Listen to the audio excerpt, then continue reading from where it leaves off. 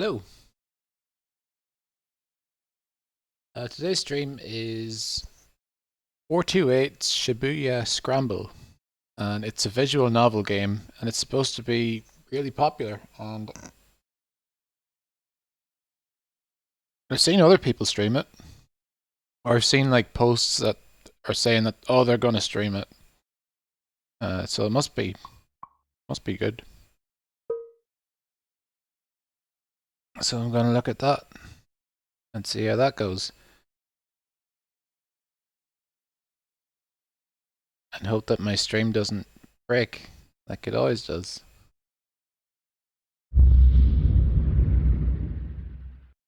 I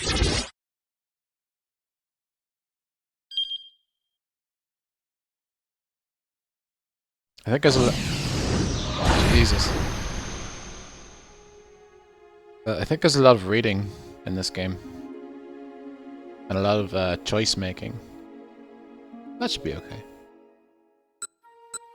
New game.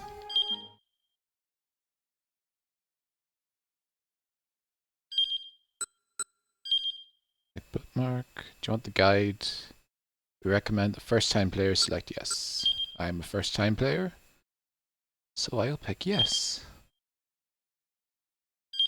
There's supposed to be a bunch of endings as well. This story is a work of fiction. Any resemblance to actual persons, living or dead, events or locales is entirely true.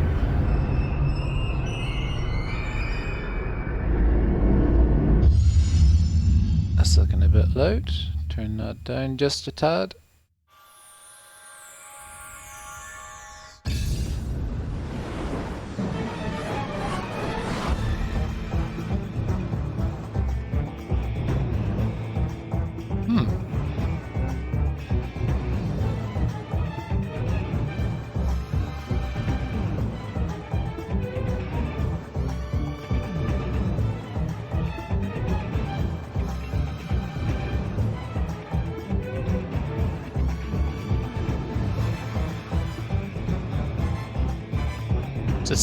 This is all live action. There's HMV. Rest in peace. Except Jack Woodyard, he sounds like he's not a real person.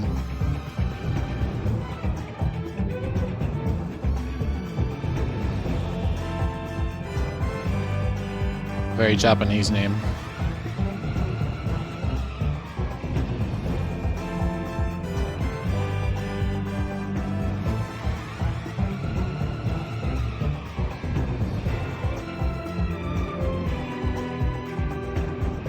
So I don't know much about this game, other than there's a lot of endings and a lot of choices.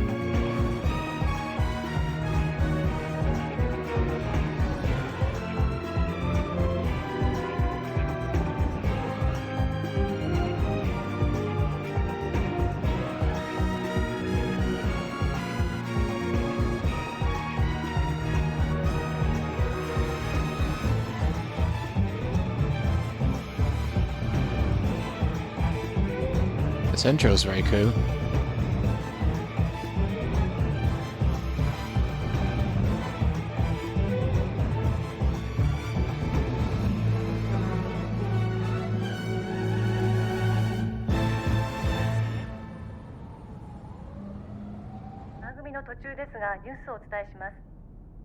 新宿区オフィスビル立てこもり事件の速報です。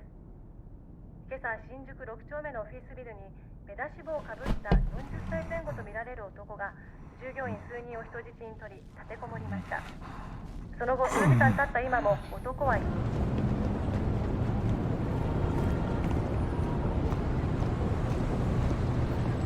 会社員の話によりますと、立てこもっている男は北島という男である可能性が高いとのことです。I've been deceived. その男は以前からこのビル内のある企業との仕事上の取引があり、金銭上のトラブルが絶えなかったということです。今回の立てこもりはそのトラブルに蓋を開けたものではないかと見方が強まります。So this came out on the Wii and was ported by Abstraction Games.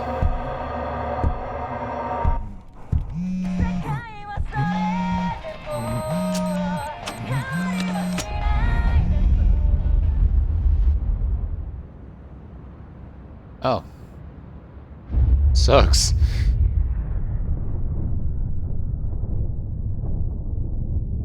Jiro Ishii, who I think was the producer of one of maybe 2 of the Zero Escape games, maybe 3 of them. Shibuya's story is yours to tell.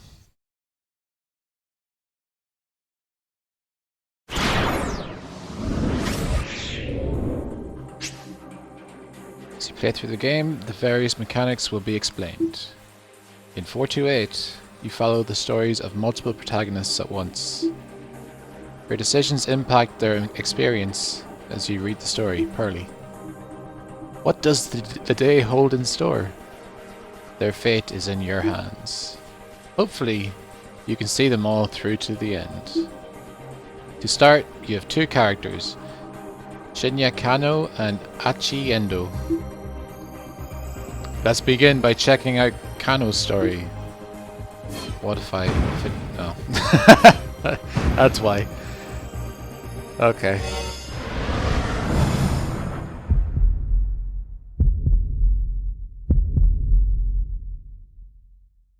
There's 2 more minutes to go. Shinya Kano noted the time again on his watch, scowling at the slow creep of the second hand. The time was 9:58 a.m. Furrows of consternation creased his forehead. He wasn't nervous, but he knew better than to expect everything to go smoothly. Keeping a level head was proving rather difficult. There was no room for failure. Lives were on the line here.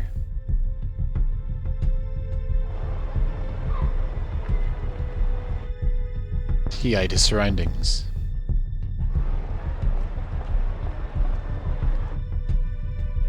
Was the perp really gonna show up?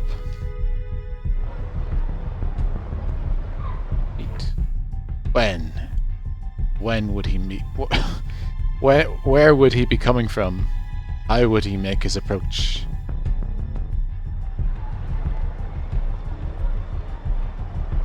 The Shibuya Scramble was as packed as ever. A throng of people crossing this way and that, blissfully unaware of the dozens of detectives hidden in its midst. Okay. Alright, another minute and a half.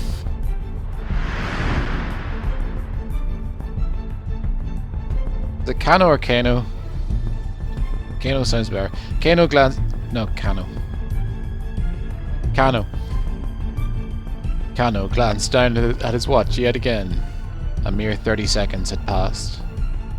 Detective Kano had been with the enforcement arm of Shibuya's criminal affairs section for a year now, but he'd never been part of an operation this big before.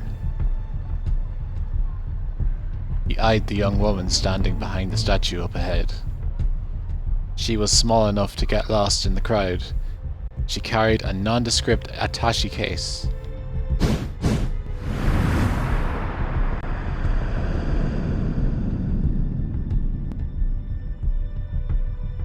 Hitomi Osawa, aged 19.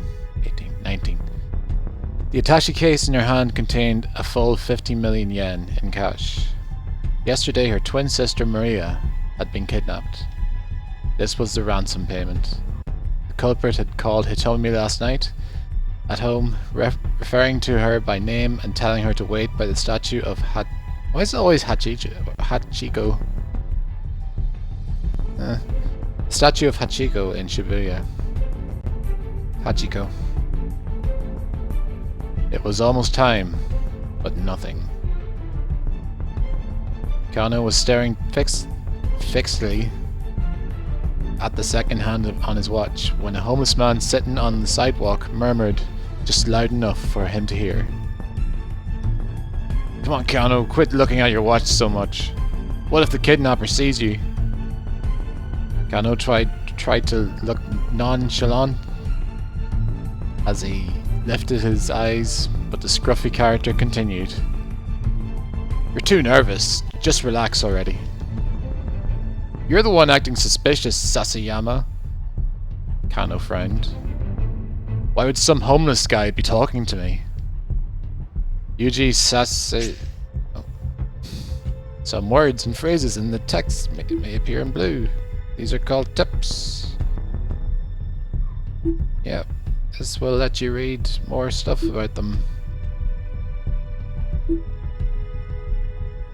Okay. Yuji Sashiyama was the senior officer of the Shibuya Precinct's Criminal Affairs Division, 5 years older than Kano. What's the tip? Responsible for the safety of approximately 200,000 people in 32 neighborhoods, including all of them. He always went a little overboard with the disguises.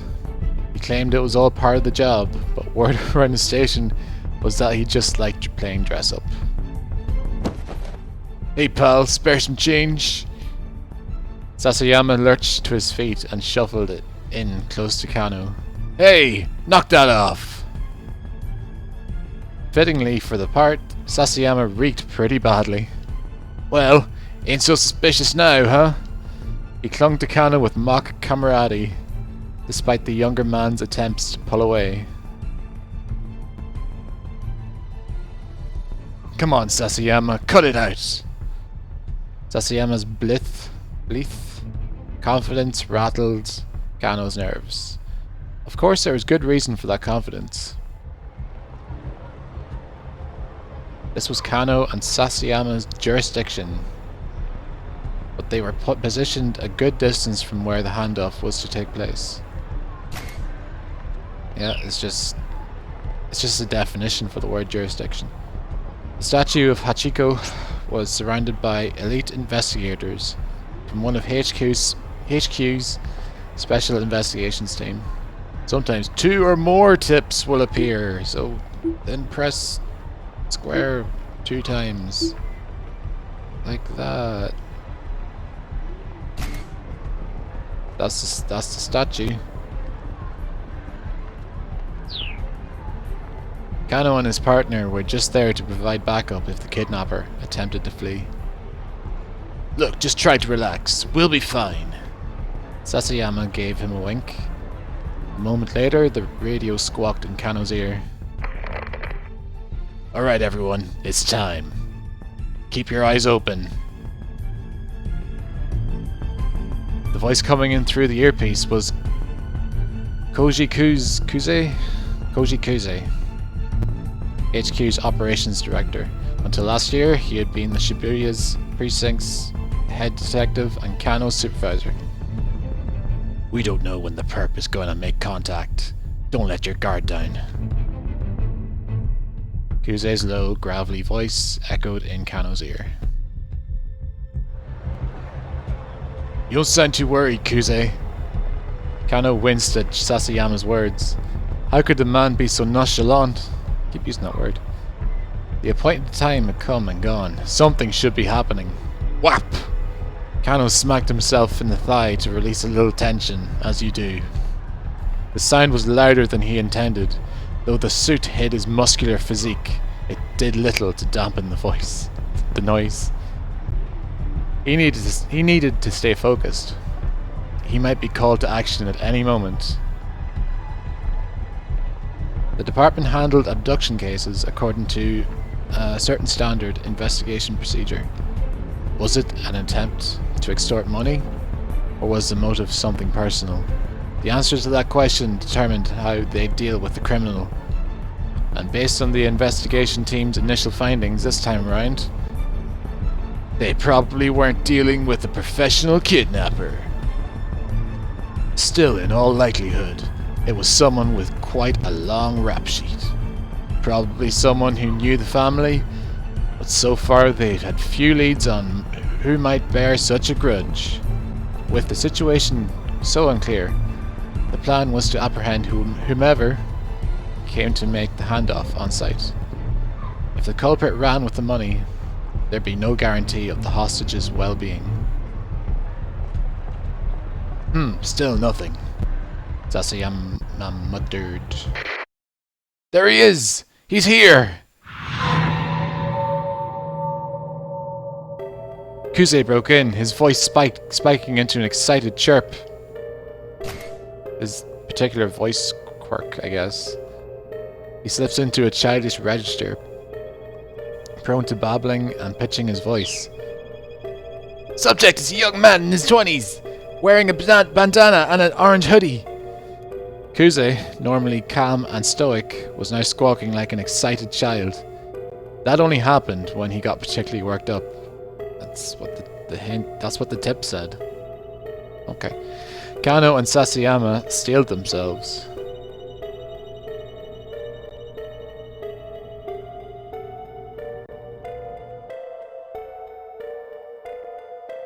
They could see the subject now. A 20-something male nonchalantly approached Hitomi to talk to her.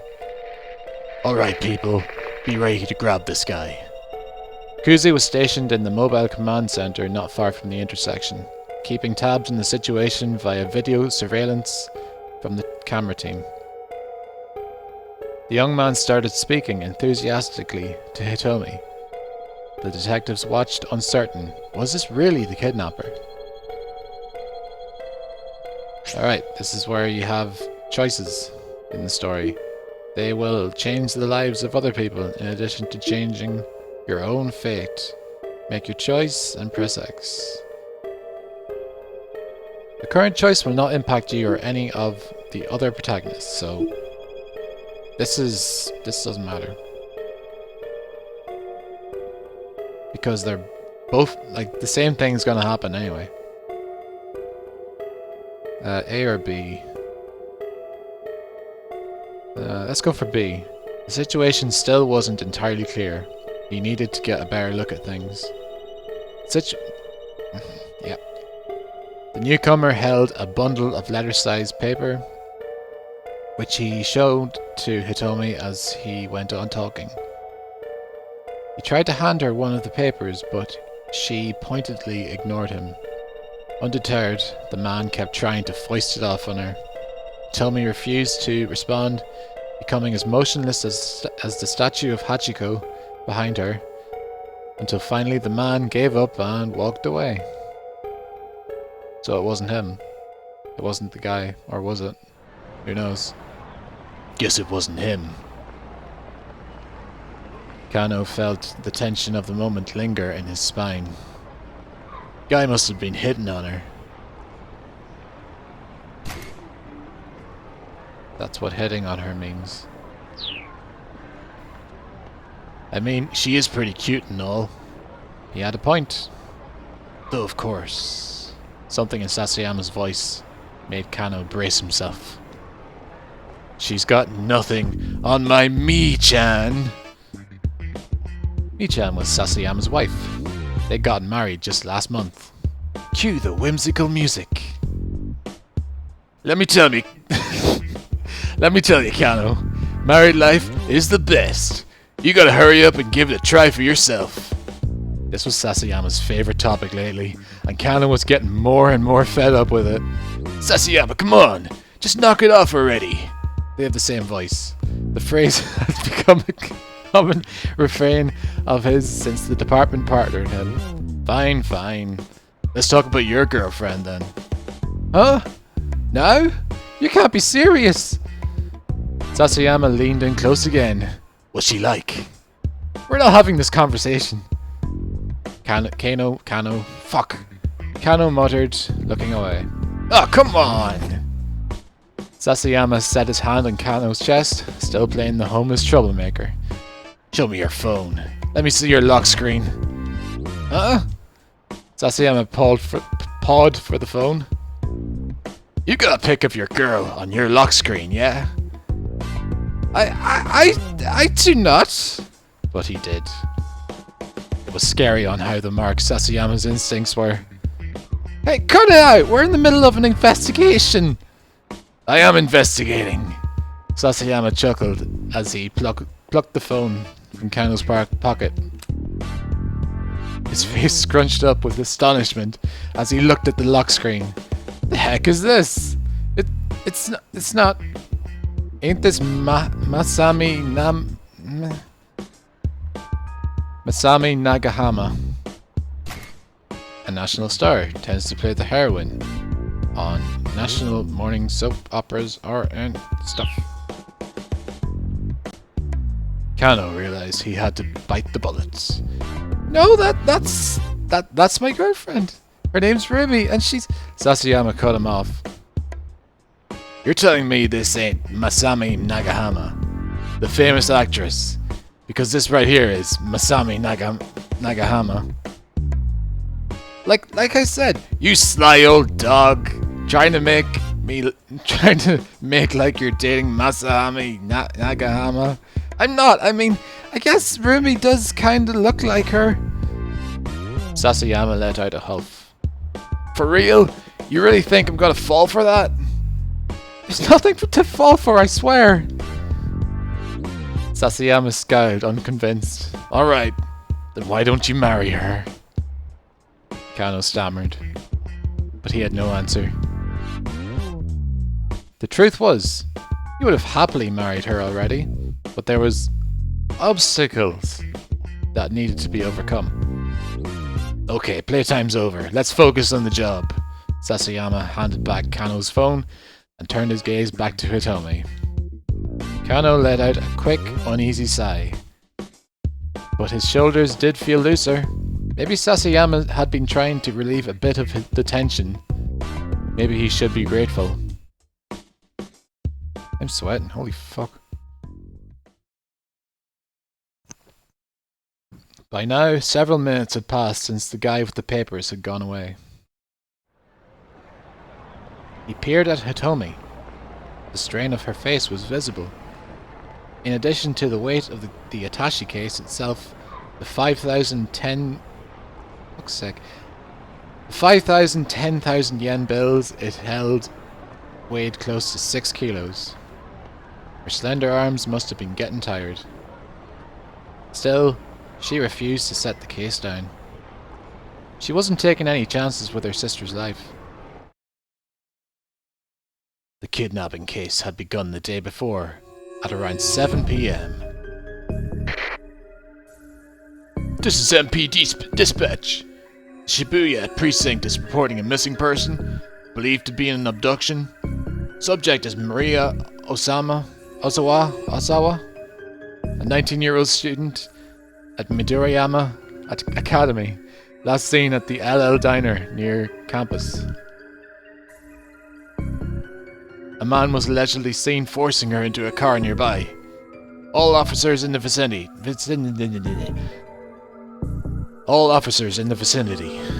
Report to the scene at once.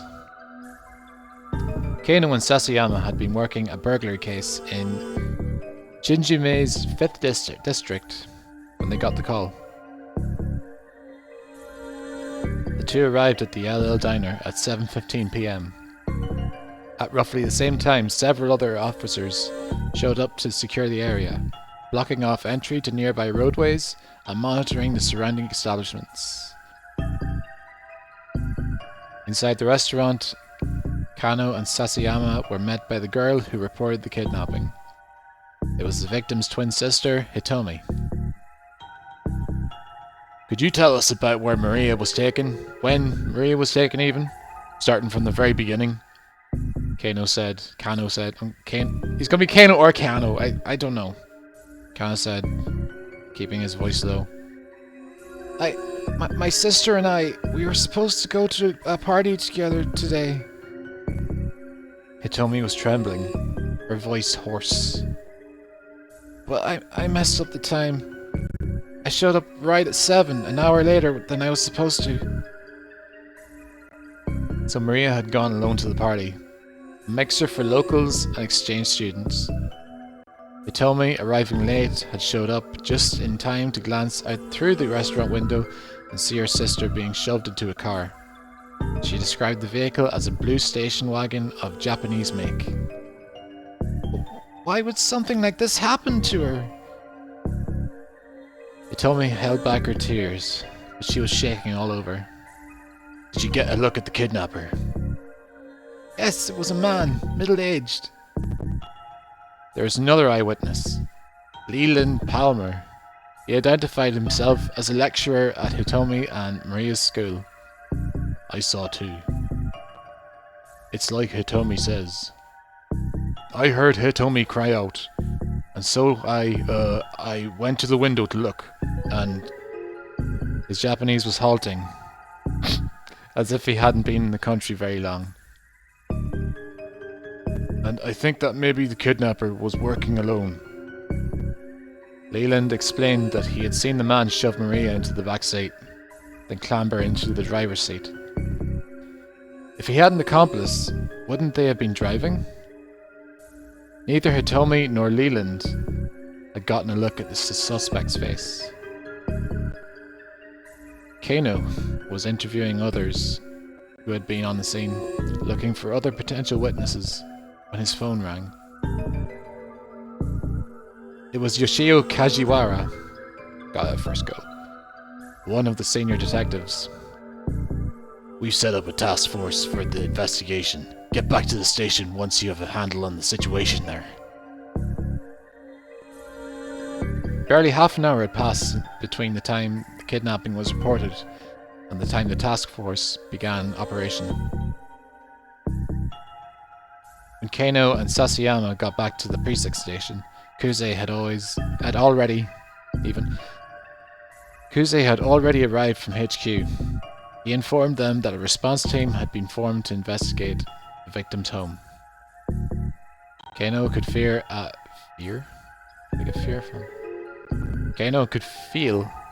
particular tension in the air. Unfamiliar MPD detectives scurried to and fro around the Shibuya's office. He pulled one of them aside to get a quick update. An hour had passed since the kidnapping. There had been one new development. The perpetrator had made a threatening call to the victim's home. He said the following. Tomorrow, 10 a.m. by Hachiko in Shibuya. Have the sister Hitomi bring 50 million yen. 50 million yen. If not, the girl's life is forfeit. Kajiwara from the precinct was put on the response team, along with detectives from elsewhere who'd received special training in abduction cases.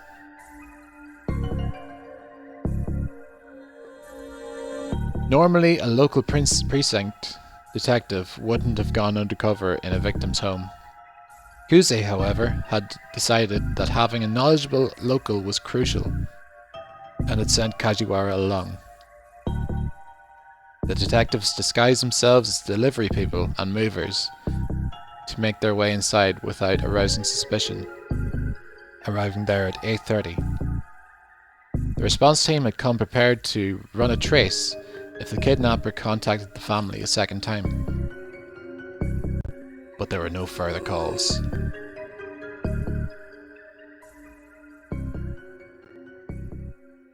Alright. Kano checked his watch again. 20 minutes had now passed since the time designated for the ransom handoff. The kidnapper had yet to appear. Crap! You think we might have spooked him? He wondered aloud. Hey, stay calm.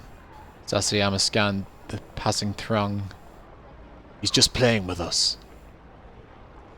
Why'd this guy even pick this place? Kano voiced a question he had been asking himself ever since he had heard the kidnapper's demands. Sasayama shrugged. Figure he must want to blend in with the crowd, nab the money, and disappear before anyone knows he's there, would be my guess. In that case, why not pick Shinjuku or Ginza? The big crowd just didn't benefit the kidnapper after all. It also allowed the people to use the sea of people. It also allowed the police to use the sea of people. Fucking hell. To conceal their own operation.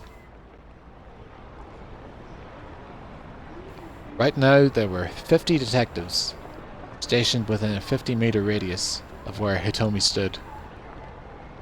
The kidnapper would be taking a major risk if his plan was to nab the ransom money and run. That's what bothered Kano.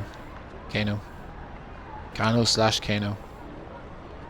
Any criminal with half a brain would know better to do.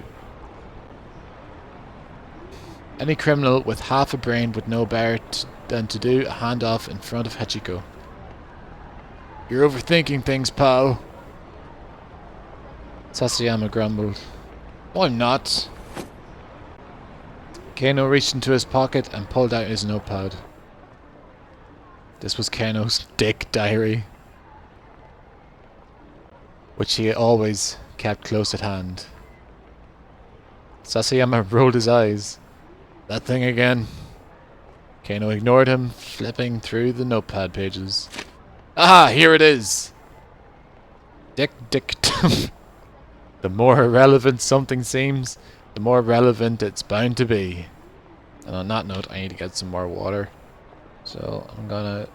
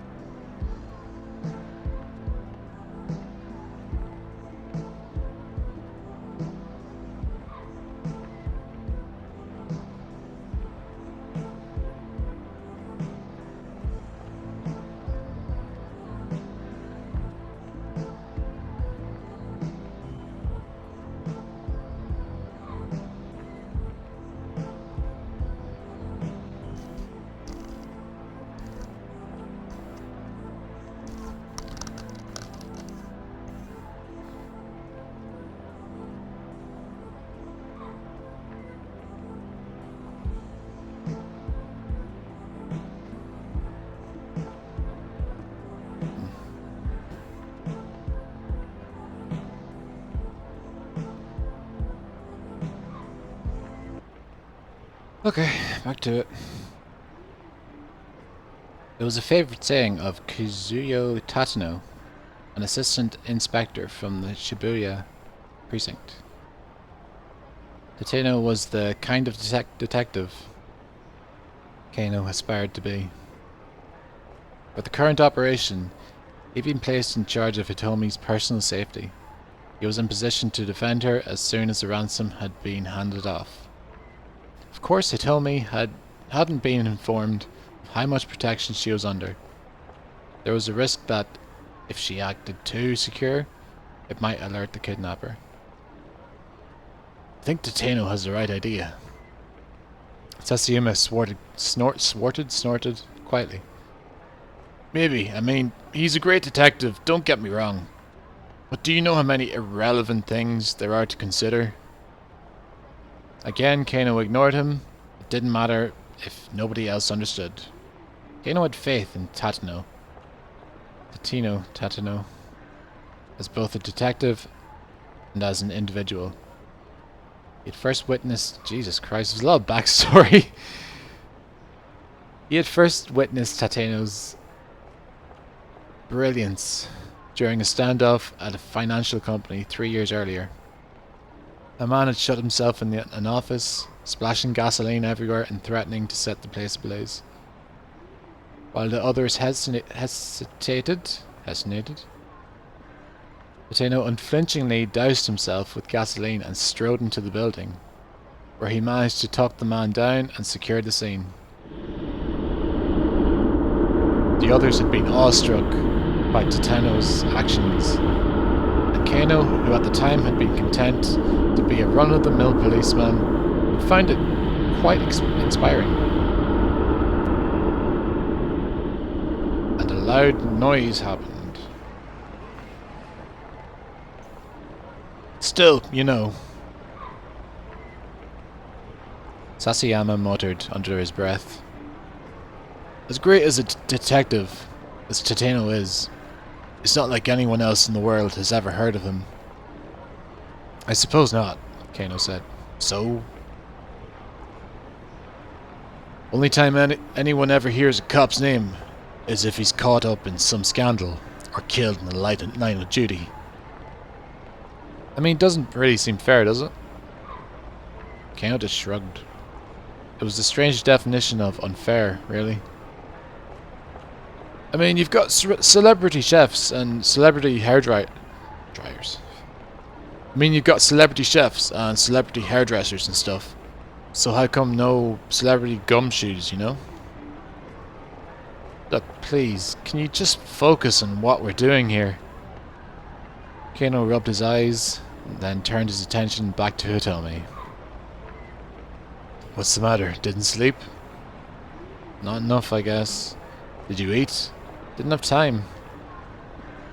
Between bringing in supplies for the base of operations, readying the team's vehicles, photocopying hundreds of documents, and various other tasks, Kano had barely slept the previous night, and hadn't gotten a meal in either. What have you been doing? Sasayama puffed out his chest. Saving up my energy for today, so you were sleeping. Kano gave a wry chuckle. Kano gave a wry chuckle at his partner's lack of shame. There he is! Kuze's voice chirped suddenly through Kano's earpiece. Man in his 20s, wearing a sleeveless red jacket. He's carrying a garbage bag. There he is.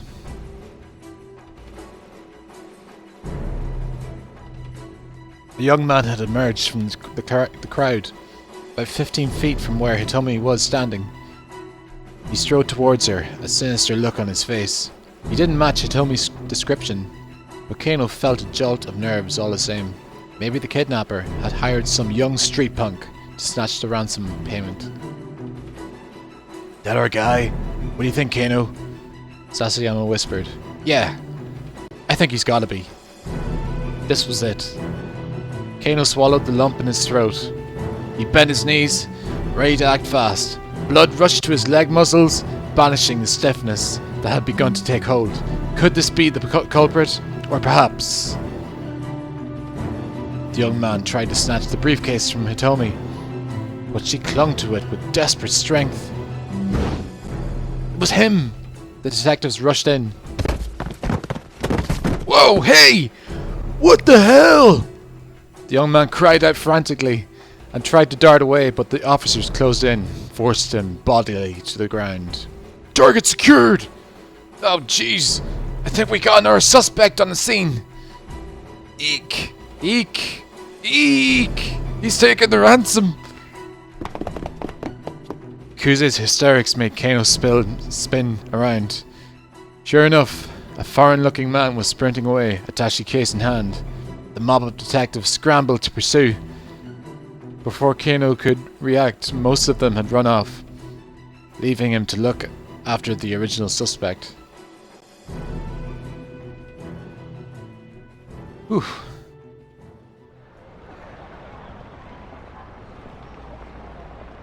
What should I do with this stick? That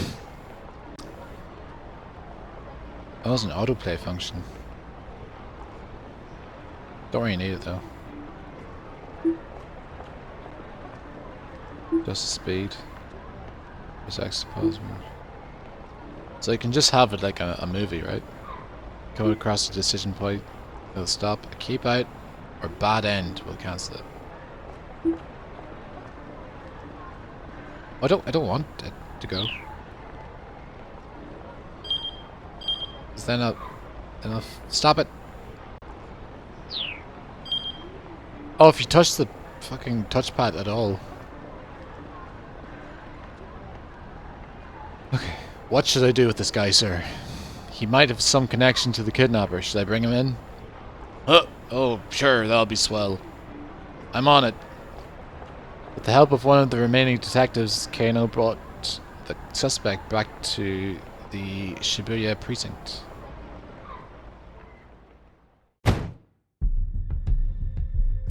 Look, how many times do we have to go through this? Cut the crap!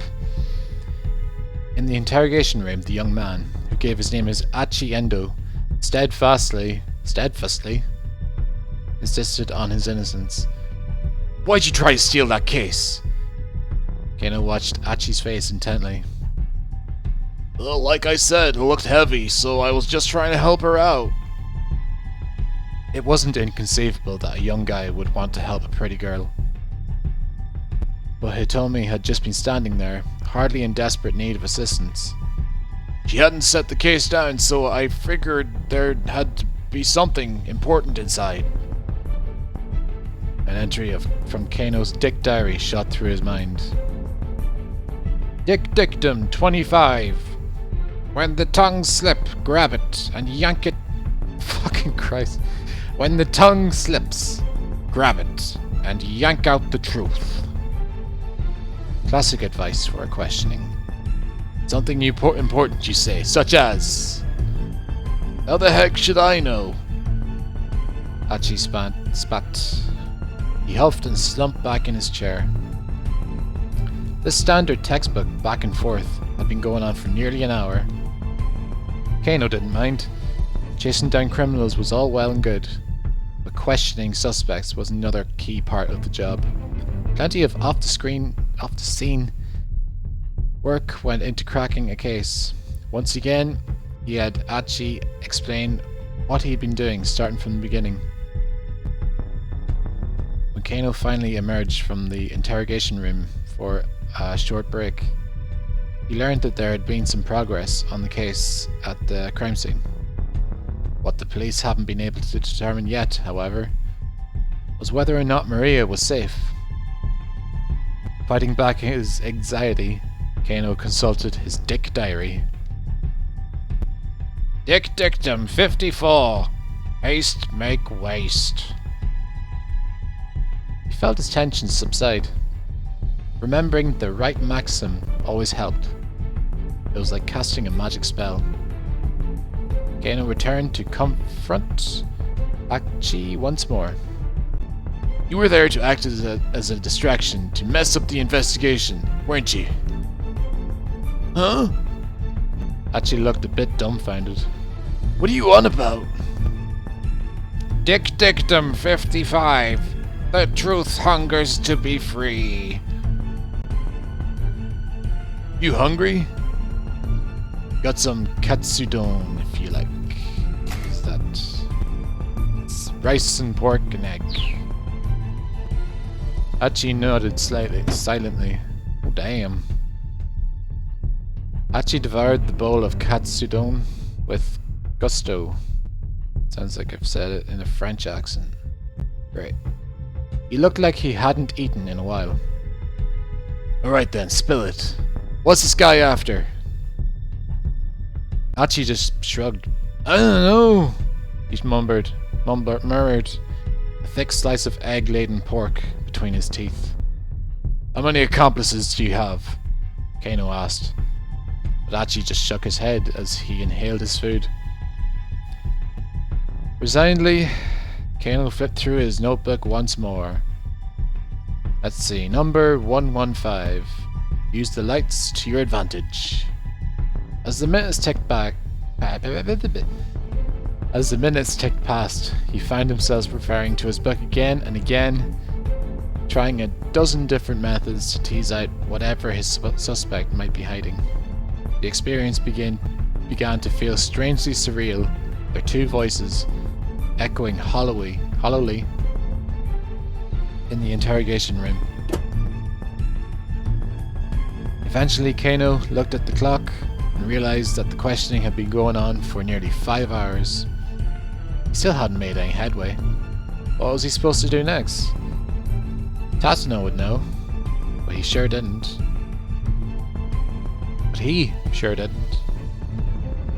Still, he was determined to do whatever he could do.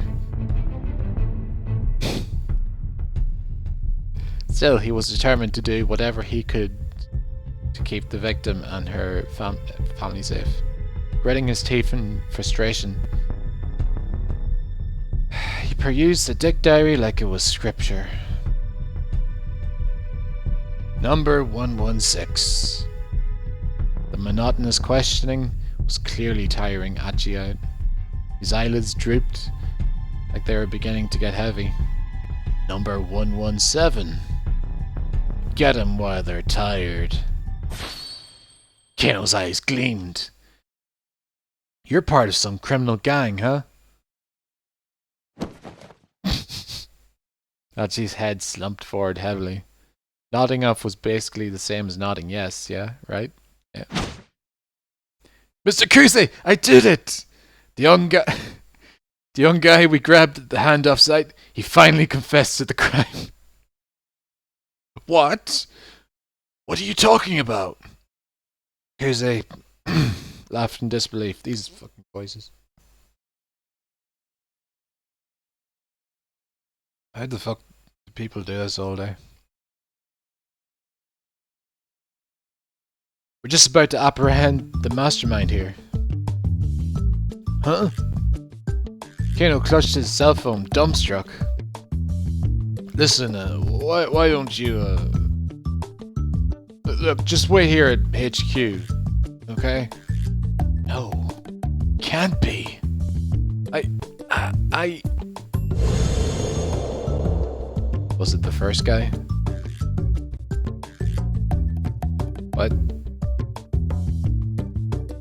What? After the kidnapping case wrapped up, Kano tendered his resignation. Guess I'm not cut out to be a detective after all, he thought to himself. He dropped the dick diary on his desk as he left the Shibuya precinct for the last time. It's a bad end? Hell yeah.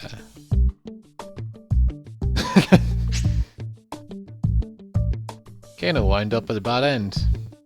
However, this does not mean that the choice he made for Kano was the wrong one. One of the other protagonists, Endo, has an impact on Kano's fate here. You can avoid a bad end by making proper decisions in another character's story. For a detailed hint, check the tip by underlining the bad end title.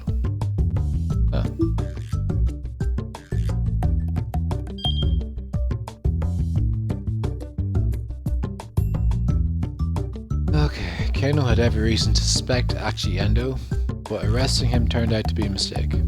If Achi hadn't approached Itomi, this wouldn't have happened. Try playing Achi's story up to 10:30 and make a choice that keeps him from going up to her. If you do that, Kano won't even have a chance to arrest him and things should play out differently.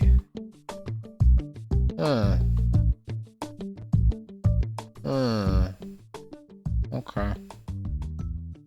This is how it works then. Alright, we'll do another chapter. Or whatever. Alright, you can select the other guy now.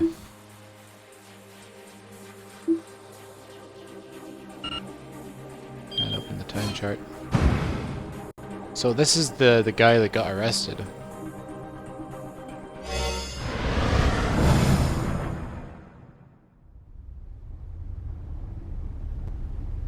Okay.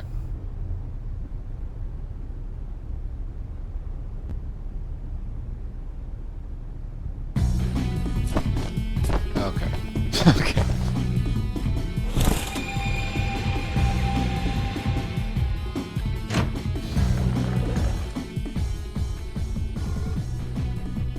Endo called out to the door to his father's room. Okay, I'm heading out. Sure. His father sounded unconcerned. He didn't even open the door. Sure you don't want me to stay here in the shop? It's not like we're gonna get any customers. Alright. Wait, what?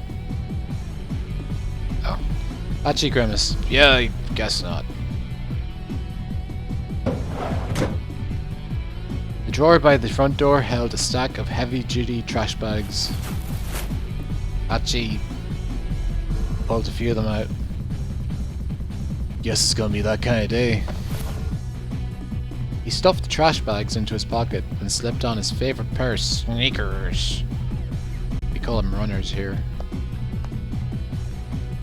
The entryway to Achi's home was also led into the family shop. Various pieces of electronics were piled up like so much junk in the tiny retail space. The slightest bump brought the risk of an avalanche. Hachi wove his way through the gaps in the appliances like a spelunker exploring a cave. From Shibuya Station, if you made your way up to the 109 building, then up through Doganzaka, you'll come across an old shopping district. Nestled in its outskirts is Endo Electronics, in the same place it's been for decades. Within its dimly lit interior, you'll find rows of wares all caked in dust. At a glance, you might well assume the place was closed. A mom-and-pop place like Endo's couldn't compete with the big consumer chains booming through Shibuya. So far, the store had remained in business thanks to the locals who appreciated that they made house calls to do repairs. Things weren't looking good for the future. Hachi, the eldest son and nominal successor to the business, had no interest whatsoever in working there. Stop autoplaying! Stop it! Hachi stepped out of the shop and into the sunny morning air. The good weather lifted his spirits. "Alrighty, time to do this!" he said in his most terrible voice.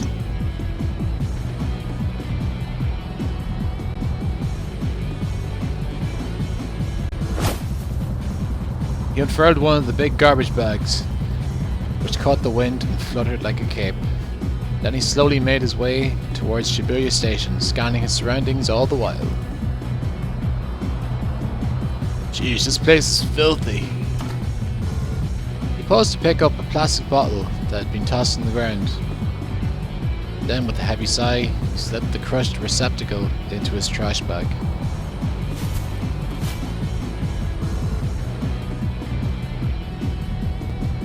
He'd been picking up trash around town like this for about 6 months now. It had gotten so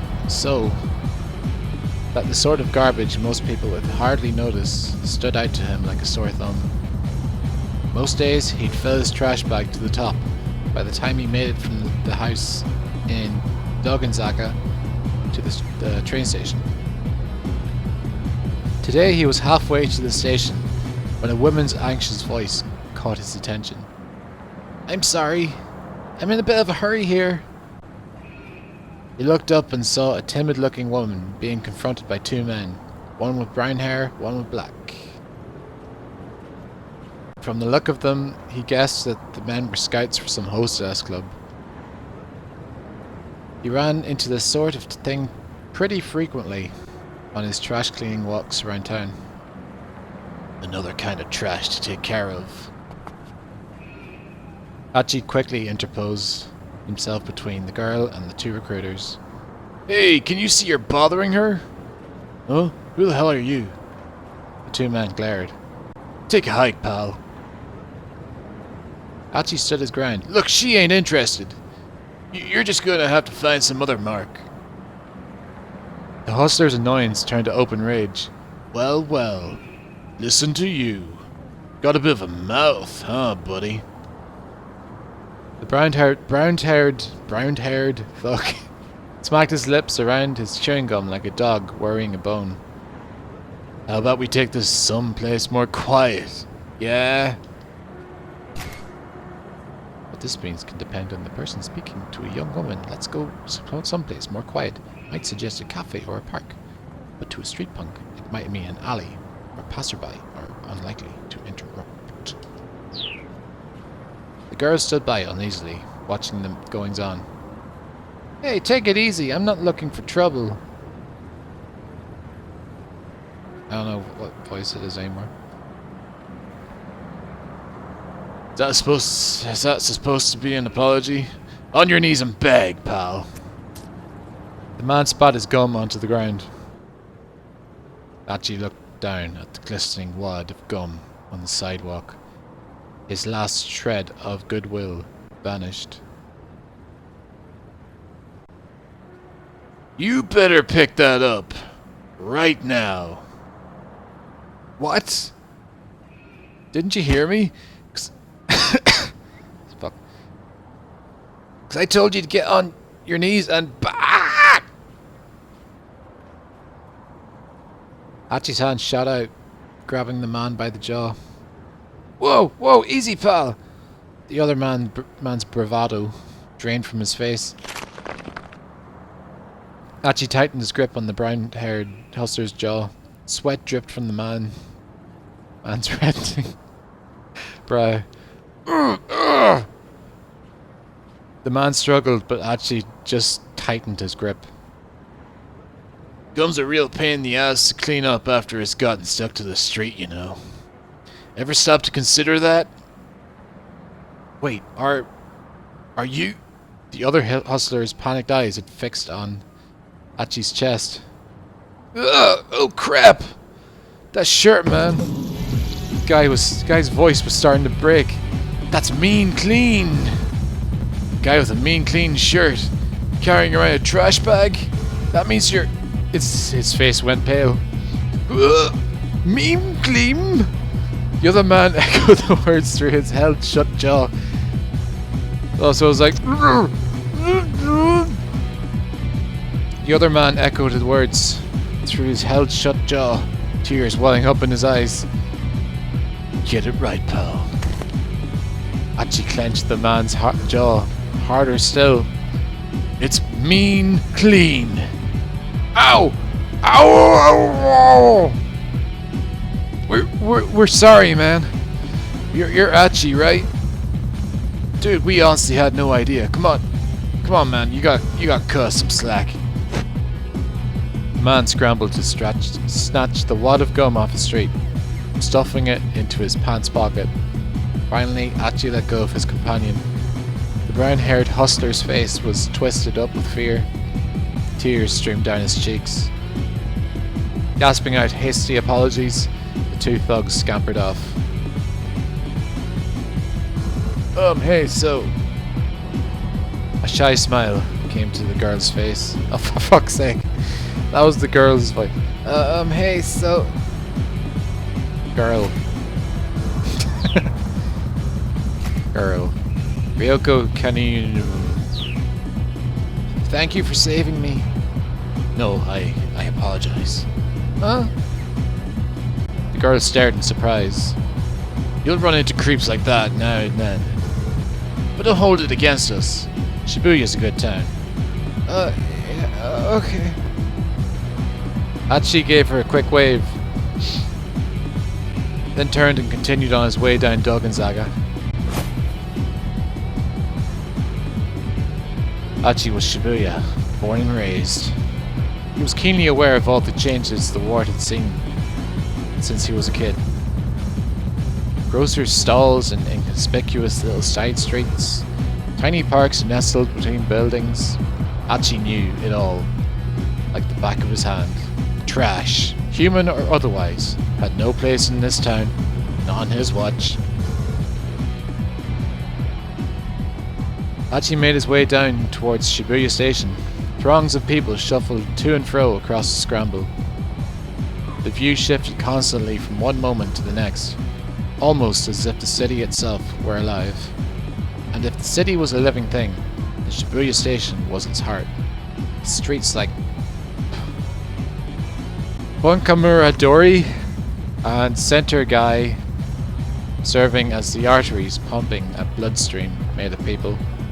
Today, as ever, the heart was pumping that blood to every nook and cranny of Shibuya. And there was Hachi, just another part of this great urban organism. Guess I'm one of the city's white blood cells. Or wait, maybe I'm a red blood cell? Hold on, is that right? Or did I have it right the first time? White blood cells eliminate pathogens through the bloodstream. Red blood cells carry oxygen towards the body. What? Hachi was probably thinking of white blood cells. Okay.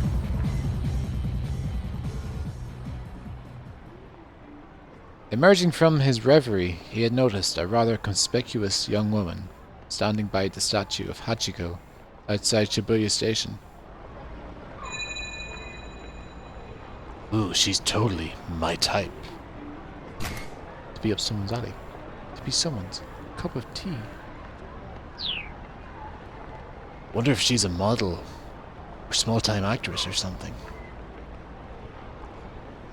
Looks like she's waiting for someone. Probably another guy. Dang. Good looking as she was, there was no way she wasn't already taken. What kind of guy scored a girl like that? Probably the rich-ass CEO of an IT company or something. Crouching down to tie off the trash bag, he continued gazing wistfully at the girl. Then he noticed something peculiar. She was carrying an attaché case, the kind a businessman might use. It was a large case, and apparently so heavy that she was struggling to hold it despite using both hands.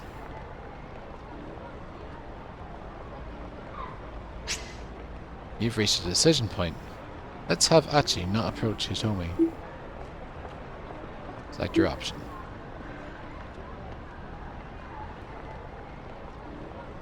But first, I gotta dump this trash. Now Achi won't approach Hitomi, which means he'll avoid being arrested by Kano. At the same time, Kano's fate will also change. He will no longer wind up at a bad end. So, let's switch back to Kano's story using the time chart. Not just yet. We looked around to see if there was a garbage bin nearby. Okay. So, time chart.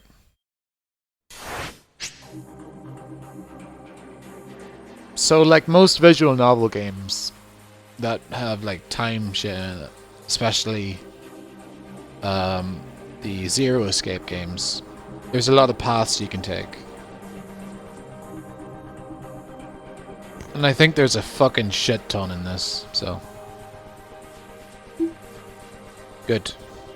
I like games like this. Decision points are marked with that.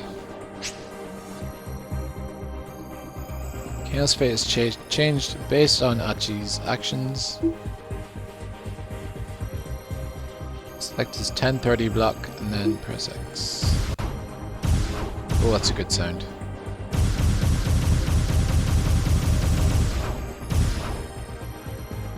I like those thumping sounds.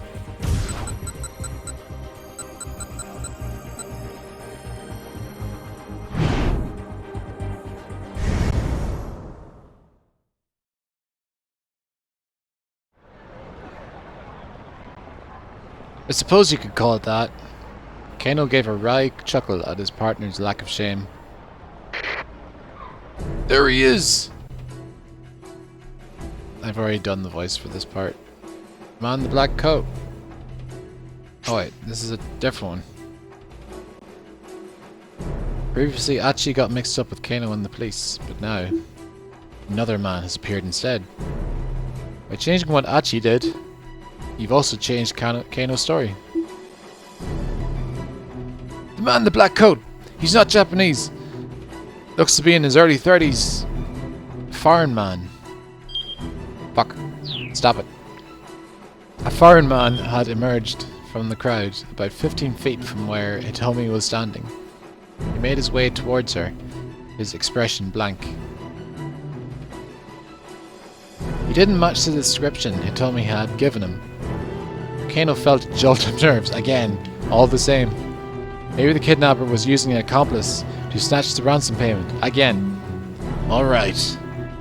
Sasayama raised an eyebrow. This may be our guy. This was it. He did the same thing he did with the other guy. The blood happened.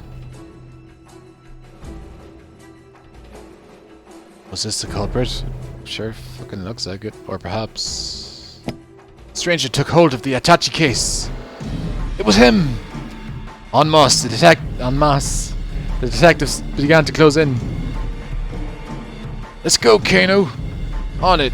Sasayama and Kano leapt into action, but they never expected what happened next. With the case clutched in both arms, the man veered suddenly, running right towards them.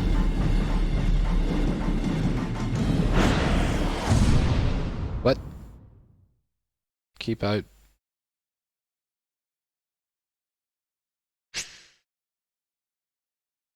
What the fuck? Kano's story has suddenly hit a keep out? And that refers to a point in the story where your progress is currently stopped. In order to advance beyond a keep out, you need to jump from another protagonist's story. Set as red key. What? Young man in the suit. Checking these red keywords will allow you to jump from Achi's story back to Kano's. Now head back to Achi's story and keep an eye out for that key phrase. What?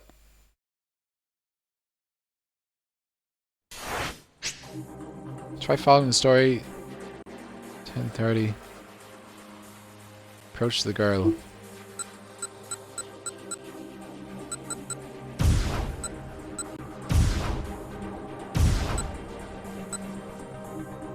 This one?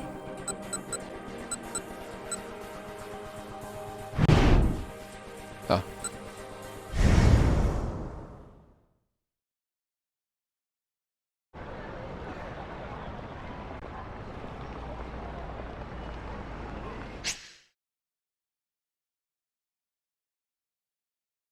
Read sections you've already played through. To scroll ahead through text you've already read. Rewinding. Huh.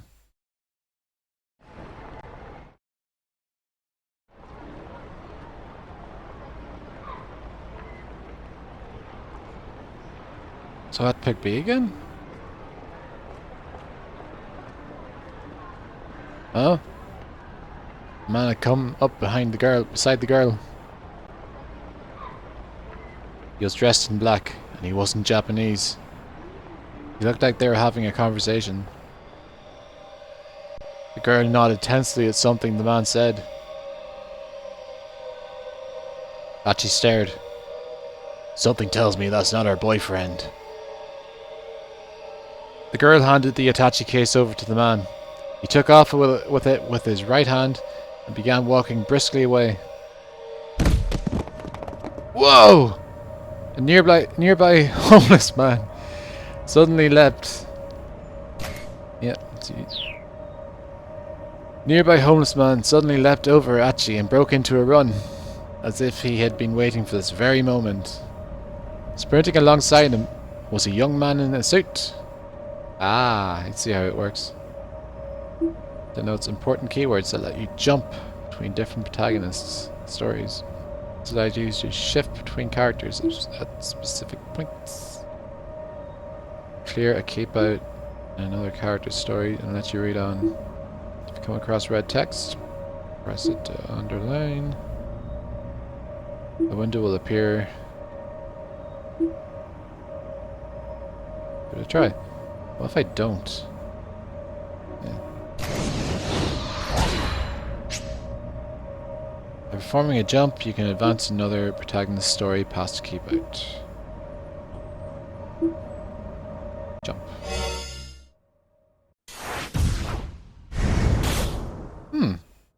Okay. Let's go, Kano, on it! Sasayama and Kano leapt into action. You did it! Jump successful! 428, you'll often need to jump to get past another character's keep out. Jump from keywords. There won't be any more tutorial messages for a while. If you get stuck somewhere, try changing protagonists or making different decisions to advance.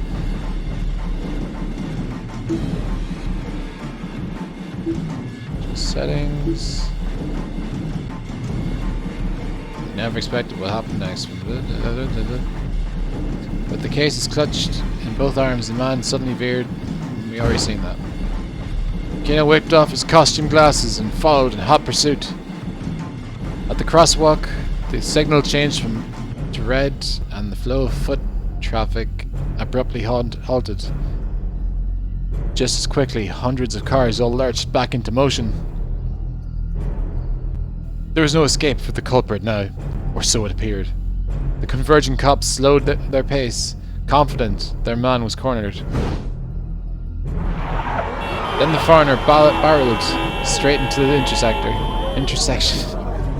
Then the foreigner barreled straight into the intersection, dodging between the oncoming cars without any hesitation. The mob of detectives came to a halt, not eager to rush to their deaths along with them. Kano, however, remained in hot pursuit, charging traffic at the crossing. Kano, are you crazy? Come back! Kano heard Sasayama shouting, but his feet kept carrying him onwards.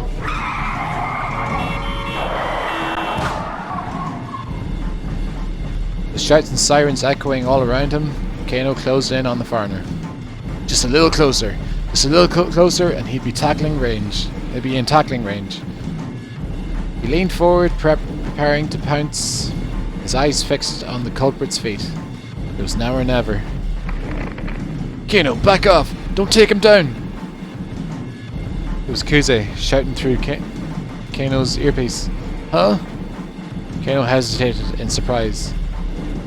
Had he really just been ordered not to apprehend the criminal? Kano, focus. Don't get distracted by feet. Let him go for now. The real purpose someplace else. Purpose, police jargon for perpetrator. What had happened to the plan? He'd been told that all personnel were to secure the area ASAP. Didn't HQ want them to catch the perpetrator? Arrest team, stay on the foreigner's tail. Forensics team, get busy cross-referencing photos. Even if this foreigner was only an underling, hired for this one task, the police had now tipped their hand that they had been lying in wait. If they didn't lock things down now and get more info on the kidnapper, the girl's life might be at stake. Kano recalled another maxim from his Dick diary. Dick dictum number 12. Always assume a worst case scenario. If Kuzi had told him to let this guy go, that implied that he was counting on the team that was now in position. But if the crook had planned a way to break through the police dragnet and escape with the ransom, and he succeeded, what was the right call here? Should he take this guy down or back off after all? Letting him escape? Or fighting him? What are we gonna do? A or B? A or B? What's it gonna be? A or B? Catch him! Get that fucker. Okay, A. Letting the perp escape now is too big of a risk. He had to catch this guy ASAP. The man darted down a narrow alleyway. Kano ran faster. The man sprinted through the side streets. Evidently he knew his way around Shibuya pretty well. Eep! Someone's taking a tummy. Kano recognized Kuze's trademark squawk immediately. Subject is male. He appears to be carrying a gun. He's fleeing in the direction of Meiji-dori. Meiji-dori. What? Kano could hardly believe it. He told me he had been kidnapped. Had he been abducted by whoever had taken Maria? But why? Someone must have been waiting for the moment when the police took their eyes off her. Something's very wrong here. What in the world is going on? Gotta drink some water.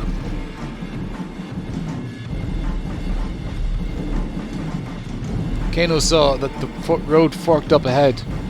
The man with the Hitachi case ran to the left. The man who had taken Hitomi was heading towards Meiji-dori. There was a good chance he had gone down one of the alleyways off to the right. Which way is it gonna be?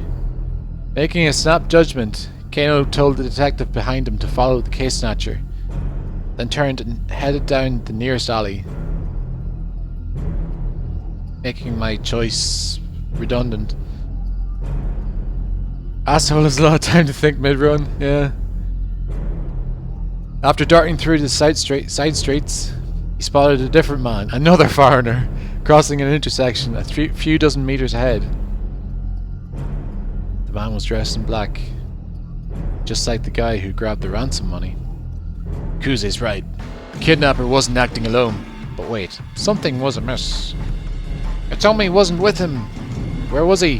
Where was she, even? Kano skidded around the corner and stopped short.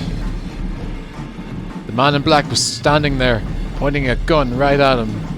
Before Kano could react, the man fired. Oh fuck. Kano felt hot all over, as if he were on fire. All except for his cheek, pressed against the asphalt, and the palm of his hands. They felt so cold. There was nothing he could do. Nothing, that is, except lie there and watch his killer, as his killer turned and walk away. Bad end. Shot by a foreigner. By trying to find the man who had taken Hitomi, Kano ran into a different criminal, and unfortunately for him, he got shot. If the criminal hadn't been able to get near Hitomi, she probably wouldn't have been taken. Avachi made the choice to talk to Hitomi instead at 10:35. So now I have to have him talk to her. Fucking brain, man. Jesus Christ. Okay, jump.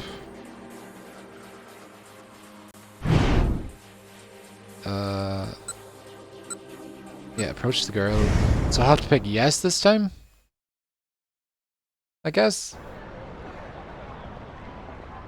Okay, I guess we're going for A, because we have to. And what kind of person makes a young lady lug around something heavy like that? Hachi figured he'd offer to carry it for her. The girl kept shifting her grip. It was clearly a strain for her to keep holding the case. But she didn't set it down. Whatever was inside, it had to be something pretty important. Hachi made his way over to her, bristling inwardly at whoever had left her waiting like this. If I were you, I'd bust the head of the punk that kept you waiting. Huh? That thing looks heavy. Let me carry it for you. The girl stared at Hachi with wide eyes, but said nothing. Really, I'm happy to help. I'm not gonna steal it or anything. His tone was hurried, and he impulsively reached for the attaché case. An instant later, a group of men descended on him from all sides. Whoa, hey, what the hell? For an instant, Hachi froze, unable to process what was happening. He tried to run, but the men shoved him unceremoniously to the ground and held him there. They were shouting about something or other, but he couldn't make out the words. The more he tried to struggle, the harder they held him down. What the hell is this? You can tell us that down at the precinct. A man in a suit knelt alongside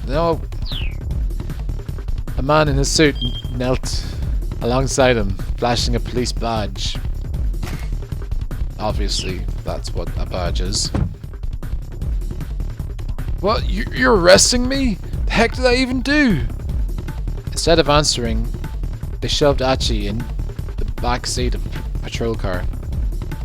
He gazed dejectedly out the window. You could still see the girl. She didn't have the case anymore. Now she was talking to a man with a cane. Was he the person that she'd been waiting for? Book this perp and drinks around me, boys. A moment later, the car turned the corner, and the two of them slipped out of view. Hachi slumped back into the seat, sulking and silent.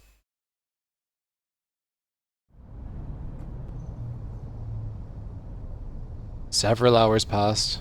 After a bunch of pointless questioning, the police finally determined he was innocent, and his father came to pick him up. I'm going to assume I picked the wrong choice here. For a long while, Hachi just stared intently out the window of the car. Finally, his father caught his attention. The old man seemed to have been in a surprisingly good mood, despite having to collect his son from the jailhouse. Hachi, there's something I want to talk to you about. If it's about me taking over the shop, now's not the time, okay? No, it's not that. Look, let's just get home first. Sure, don't feel like going out today anyway. But now I'm curious, what do you want to talk about? I got some good news. I think you'll be pleased. Not sure I like the sound of that. Please don't tell me you're getting remarried or something. Dad, I really don't like the sound of that. So we began a very long conversation. Bad end. Arrested. Okay, well, don't pick that option.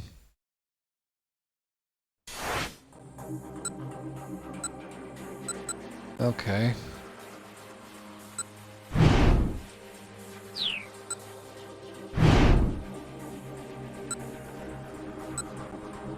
So I guess to pick B again?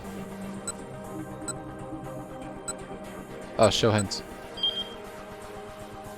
Timing us well off. Go back and make it. Yeah, go back and make a different decision. That's a creep. Oh no. Oh no. Alright, so let's pick B again.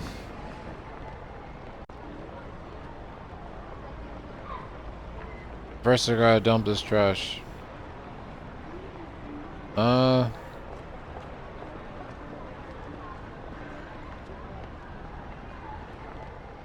already read this. There's a lot of back and forth between these games.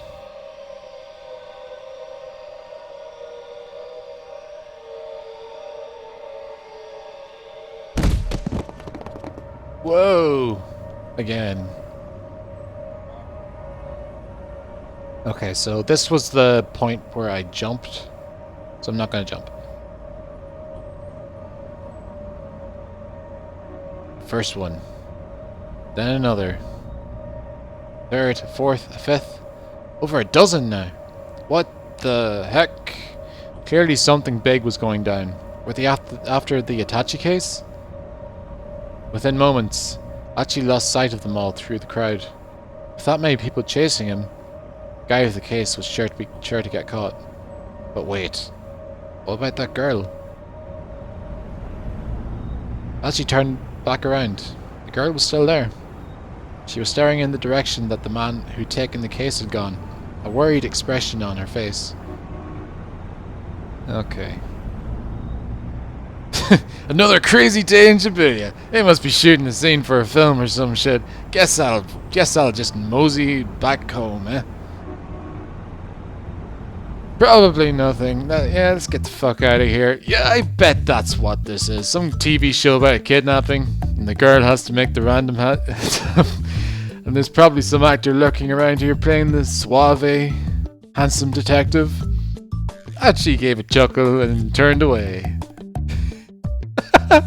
A soothing breeze blew by as wispy clouds drifted overhead. They picked a nice day for a shoot. Smiling inwardly, he resumed his trash-picking mission, wondering what other surprises the day would hold.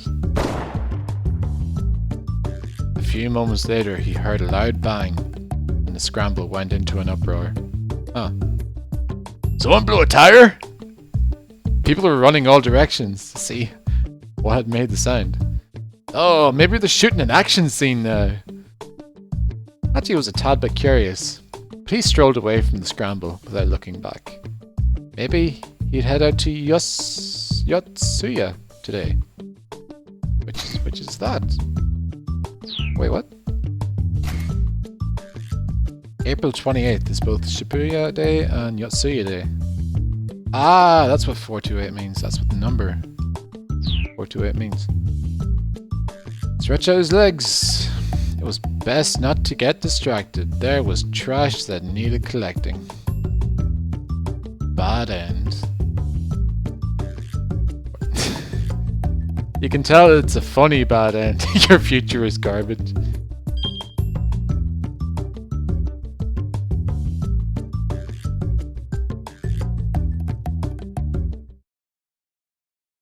That was pretty funny. Alright. What's the deal? I'm having a good time with this. Okay, the girl was still there. She was worried.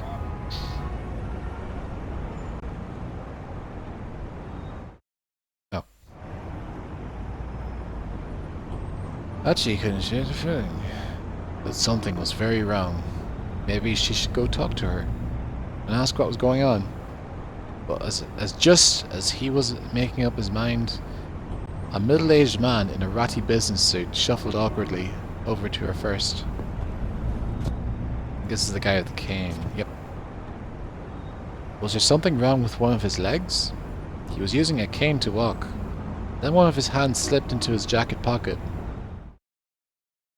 Hachi could scarcely believe his eyes. It was a gun! A revolver.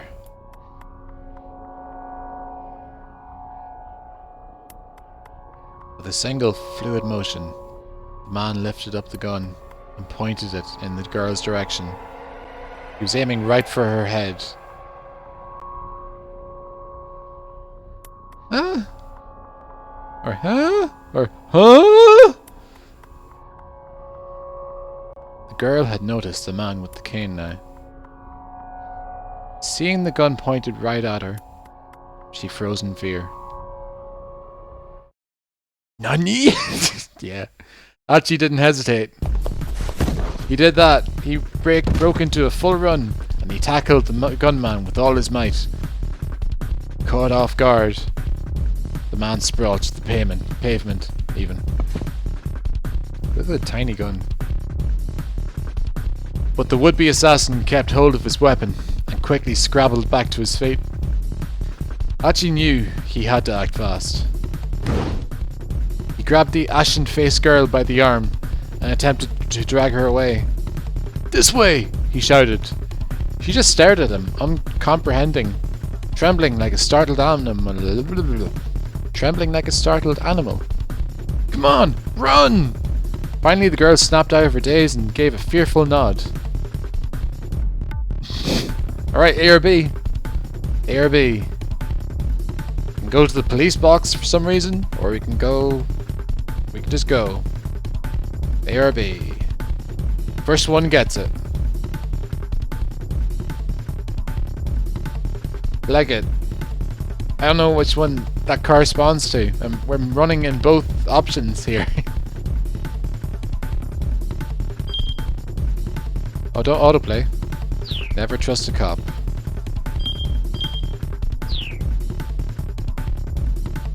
That sounds like B. That sounds like B. Let's get out of here. That would-be assassin was getting back to his feet. Hachi grabbed the girl by the hand. "Run!" Without so much as a backward glance, he led her beneath the railway overpass for the Yamanote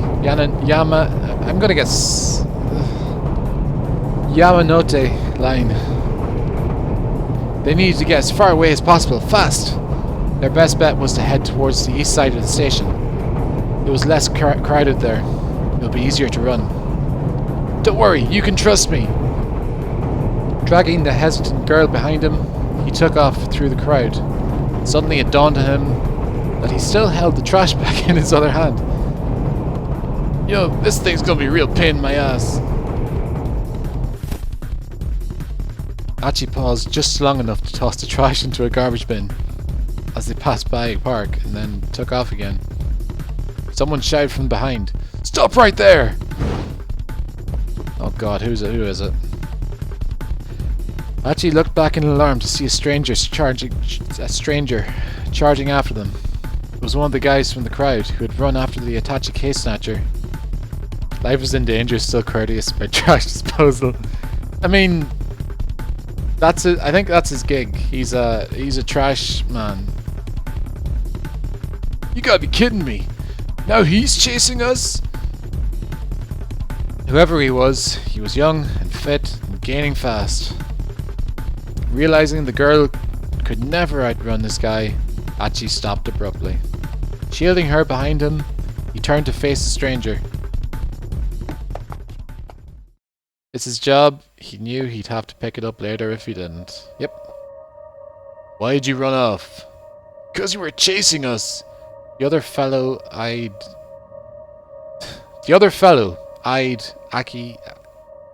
Achi skeptically. Maybe he was a buddy of the man with the cane? Keeping his guard up, Achi began to back away. I'm getting these names wrong. There's like 2 different versions of pronunciation for each fucking name, and I don't care. Nope. Look, just let the girl go. The guy was acting like he knew her. Achi glanced back, but the girl only shook her head, wide-eyed. The other man's posture shifted, preparing to lunge.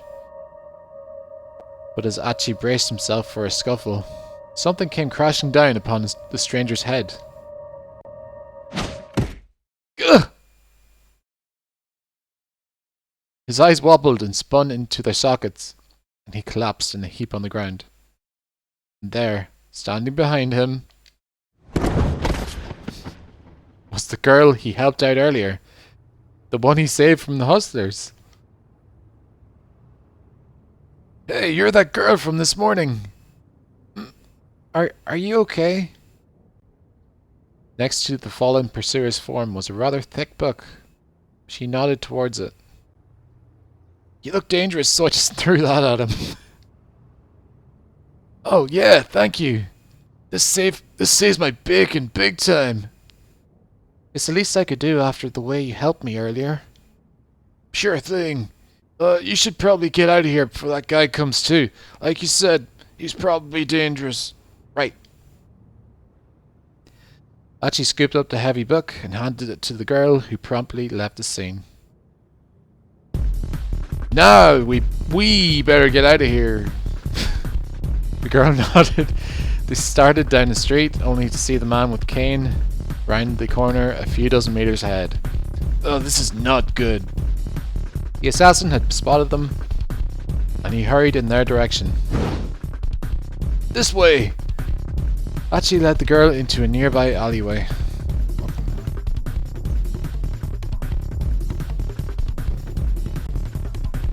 What time is it? I can do another bit. But this way's a dead end, the girl said breathlessly, also in a voice that doesn't belong to her. Like I said, just trust me. Whoop. Stopping abruptly, Aki.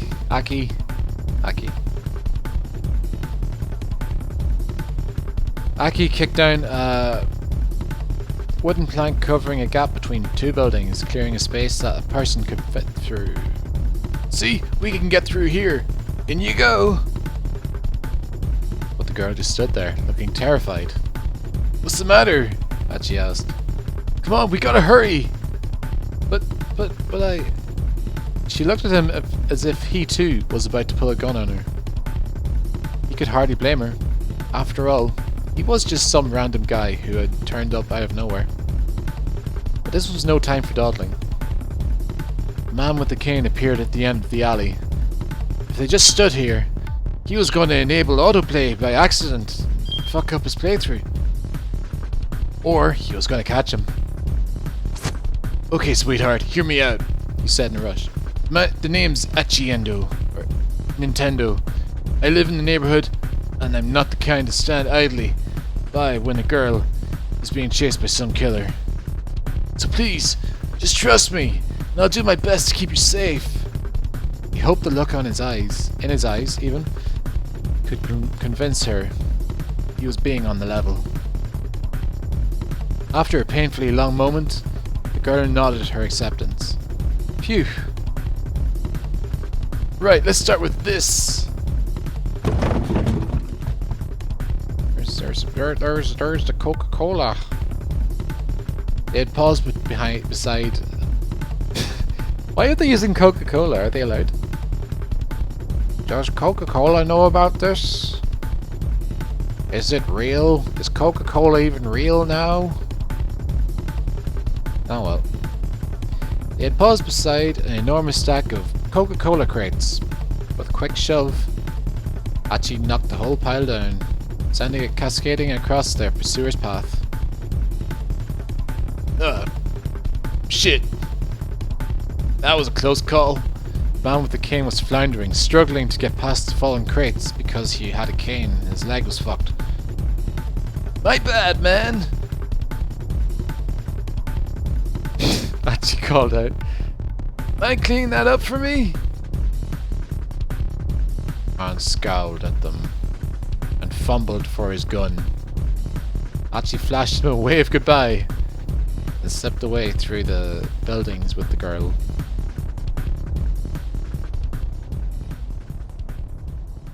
Okay, so the next time I get like a bad end or I have to jump, I'll probably leave it there.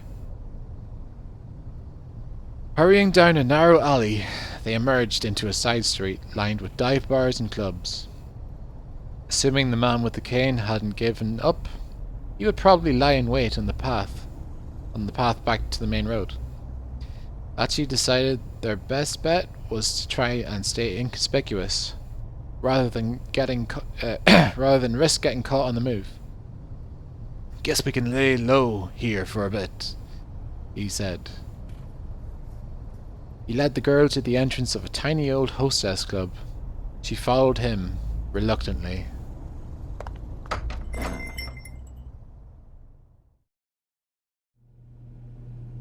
Hachi flicked the switch inside the front door, and a chintzy chandelier glowed to life.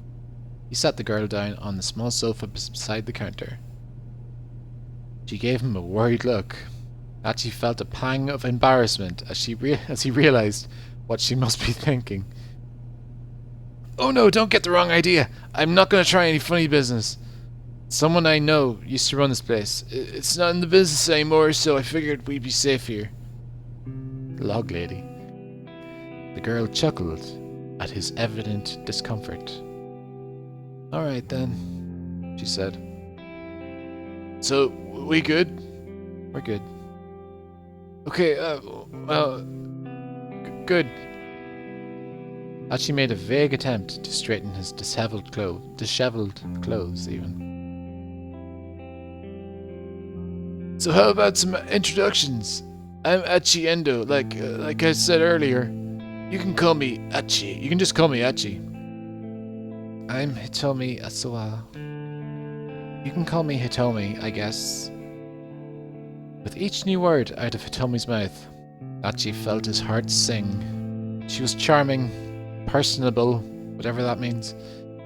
Just about everything about her was captivating. Hachi had never met another girl like her. Hachi? Something the matter? You were spacing out there for a bit. Hachi shook his head to dispel his daze. Damn it, this is no time to get all starry-eyed. He needed to think of some way to keep her safe from the guy who was after her. Look, can you tell me what the heck is going on? Please, I need to know if I'm gonna help you. Right, okay. I'm not really sure where to begin. He told me to look down, lost in thought. Apparently hers was a long story. Alright, she said at last. I guess I'll just explain things as they happen. Wait, hold up. Could you keep it as simple as you can? I mean, I'm not really the sharpest tool in the shed. Complicated explanations aren't exactly my strong suit. Okay. Tommy chuckled. I'll try my best. She got comfortable and then started her story.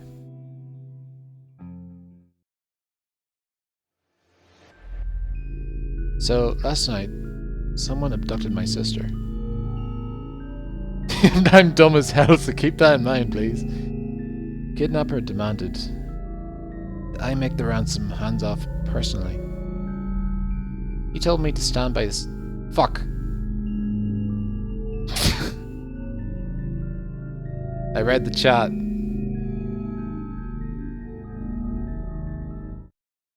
Now I can read it. So last night, somebody abducted my sister. The kidnapper demanded that I make the ransom handoff personally.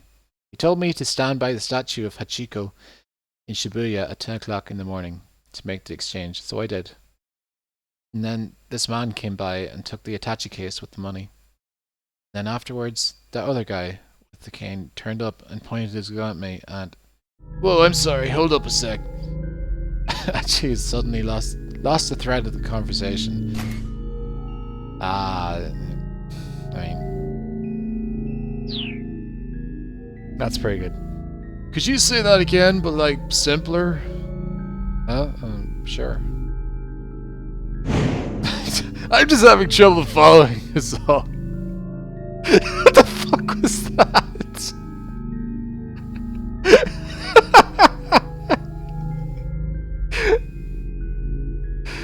Oh my god. Okay. Is this the plot for some movie or soap opera? Okay. No, that's not.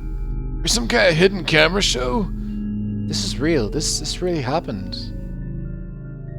The look in Hitomi's eyes was dead serious. She's gotta be telling the truth. What would be the point of lying? And he had seen the Itachi case and the gunman himself. How much was the ransom, if you don't mind my asking? Hitomi hesitated. 50 million yen, she said after a moment.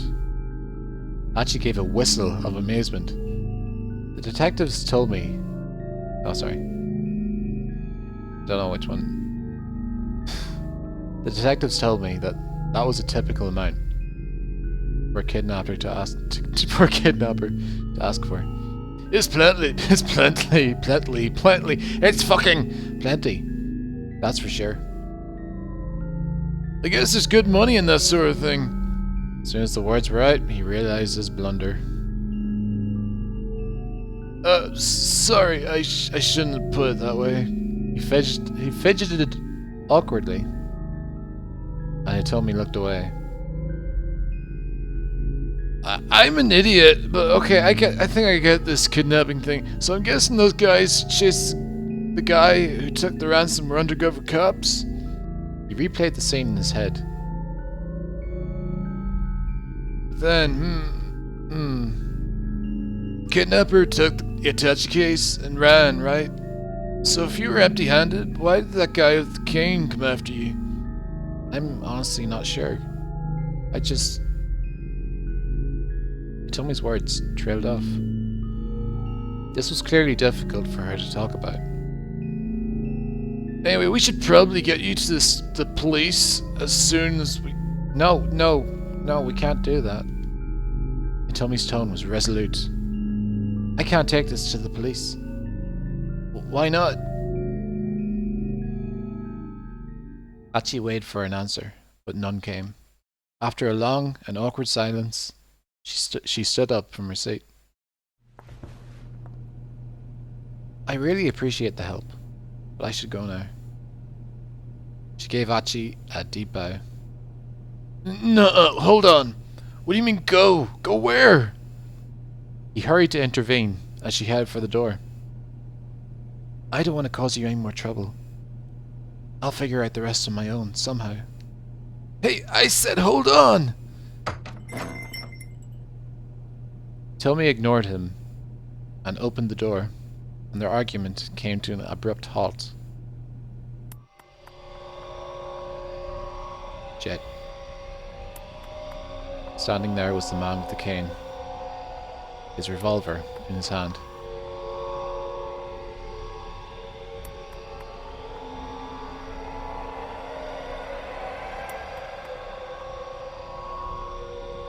Oh shit! To be continued! You know what that means? It means we're gonna leave it here. Haha! This 10 o'clock story ends here. However, Kano's story is still stuck at a bad end. This is due to one of Hachi's decisions.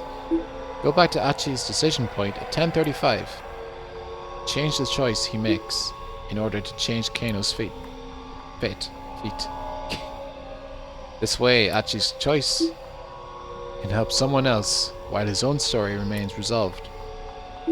The key to getting all the characters through the end is to go back and change choices for characters that have already made it through the current hour of their story. Okay, I guess we'll leave it there.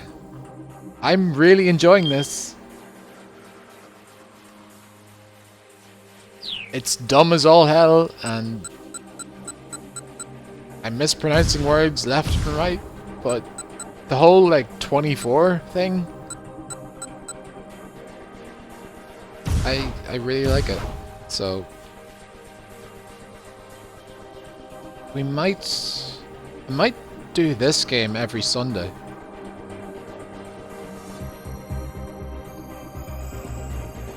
Because there's a lot of reading to it.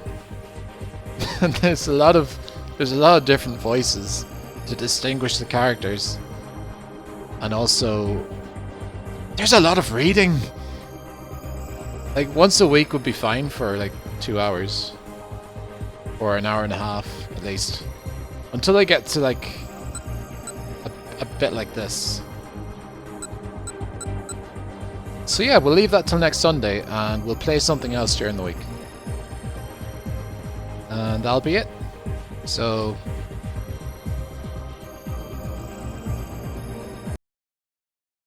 thanks for watching. I really appreciate that you watched this absolute mess of a stream. But like, I was stammering, I was nervous. I never done that much reading. Fuck, I'm even stumbling words I can't even say, like, I'm not like reading. But yeah, that was great. Fumbling hard, I know. I did promise that I would fuck it up most of the time. I want to see who is streaming so I can host them. Probably nobody. Nobody I follow is streaming.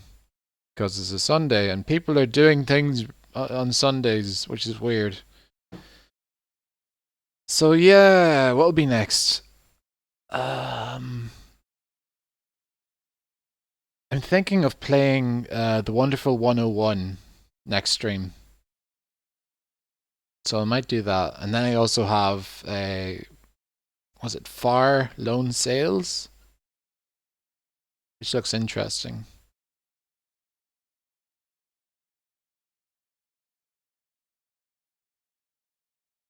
Just so you know, I streamed that entire thing using the PlayStation 4 Remote Play thing, and it works.